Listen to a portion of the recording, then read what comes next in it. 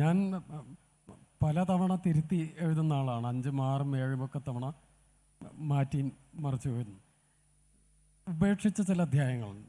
പെട്ടിക്കോരയുടെ തന്നെ ഒരു 3 അധ്യായങ്ങൾ ഇടയ്ക്ക് വെച്ച് ഉപേക്ഷിച്ച്, എന്താ വെച്ചാൽ കഥ മറ്റൊരു വഴിക്ക് പോകുമായിരുന്നു. ആ അധ്യായങ്ങൾ ഉണ്ടായിരുന്നു, അടുപ്പിച്ചുള്ള അധ്യായമല്ല, ഇടയ്ക്ക് വരുന്നത്.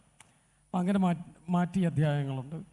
പിന്നെ കുറച്ച് കഴിയുമ്പോൾ ചില കഥാപാത്രങ്ങളെ കുറച്ചും കൂടെ നമുക്ക് മുന്നോട്ട് കൊണ്ടുപോകാം. ഇപ്പോൾ ഞാൻ ഫ്രാൻസിസ് പെട്ടിക്കോരയുടെ 2ാം ഭാഗം എഴുതിക്കൊണ്ടിരിക്കുകയാണ്. അതാണ് കോരപ്പാപ്പന് സ്തുതിയായിരിക്കട്ടെ എന്നുള്ള പേരിലാണ് ആ 2ാം ഭാഗം വരുന്നത്.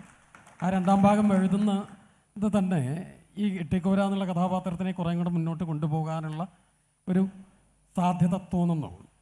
പെട്ടിക്കോര പ്രസിദ്ധീകരിച്ചൊരു 12 കൊല്ലം കഴിഞ്ഞപ്പോഴാണ് എനിക്ക് അങ്ങനെ ഒരു ചിന്ത തോന്നിയത്.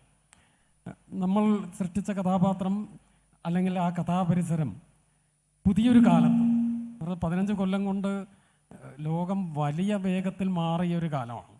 പെട്ടിക്കോര എഴുതുന്ന ഒരു 2006, 7, 8 കാലത്തൊക്കെയാണ് പുസ്തകമായിട്ട് വരുന്നത്. 2009 അപ്പം അത് കഴിഞ്ഞിട്ട് 2025 എത്തുമ്പോൾ ലോകം വലിയ തോതിൽ മാറിയിരിക്കുന്നു.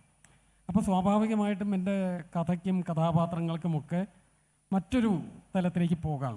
ഇപ്പോൾ ഫ്രാൻസിസ് പെട്ടിക്കോര എന്ന് പറഞ്ഞ കഥാപാത്രത്തിനെ കുറേയും കൂടെ മുന്നോട്ട് കൊണ്ടുപോകേണ്ടതാണ്.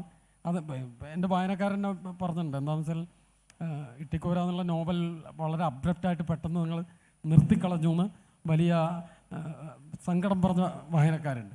അപ്പം ഞാൻ ആദ്യം അത് അത്ര ഗൗരവമായിട്ട് എടുത്തിരുന്നില്ല. പക്ഷെ പിന്നീട് എനിക്ക് തോന്നി ഇത് അങ്ങനെ നിർത്തേണ്ടതായിരുന്നില്ലല്ലോ, നമുക്ക് കുറേയും കൂടെ കൊണ്ടുപോകാനുള്ള സാധ്യത ഉണ്ടായിരുന്നില്ല. അപ്പം അതിൻ്റെ ഭാഗമായിട്ടാണ് ഇപ്പോൾ അത് തുടർന്ന് പോകുന്നത്. ഒരു ഡ്രാഫ്റ്റ് കഴിഞ്ഞിട്ടുണ്ട്. ഇട്ടിക്കോര കുറച്ചും കൂടെ മുൻകാലങ്ങളിൽ നിന്നൊക്കെ വ്യത്യസ്തനായി വേറൊരു തലത്തിൽ പ്രവർത്തിക്കുന്ന ഒരു കഥയിലേക്കാണ്. അത് ആഴ്ചപ്പതിപ്പിന് തരണേ, ഒരു കച്ചവടം പിടിച്ചതിൻ്റെ.